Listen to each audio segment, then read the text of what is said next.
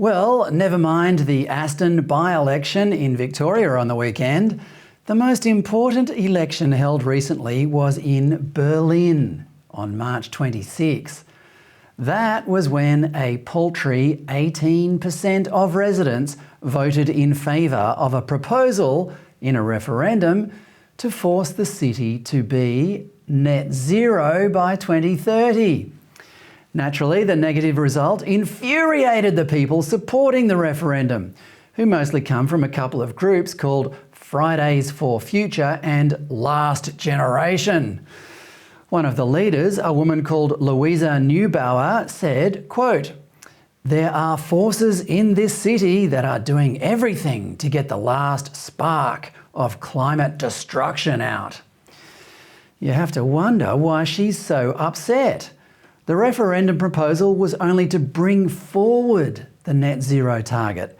Germany itself is still committed to net zero by 2045.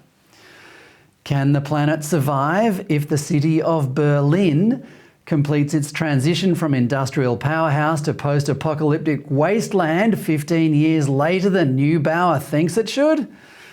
Catastrophism's track record suggests we shouldn't panic just yet.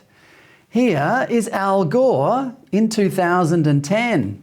There is a 75% chance that the entire North Polar ice cap during some of the summer months could be completely ice-free within the next 5 to 7 years. And here is a headline from a website about the Arctic Circle reporting that the ice up there is unusually thick this northern summer. Unusually thick, eh?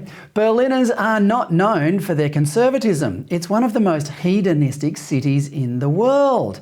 But even they are not falling for woke catastrophism anymore.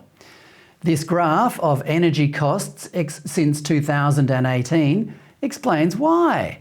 The consensus that people support insane policies like net zero very quickly disappears once people realise how expensive it is. The same applies here in Australia. The Institute of Public Affairs conducted a survey in March last year that found 42% of Australians would not pay a cent to help the nation reach net zero by 2050. 30% say they would cough up $50 a year to help reach the target, and 20% said they would give $100 to the cause. 2 months later, in May last year, a survey conducted for The Age and Sydney Morning Herald found similar results, that 40% of Australians didn't want to pay anything to reach net zero.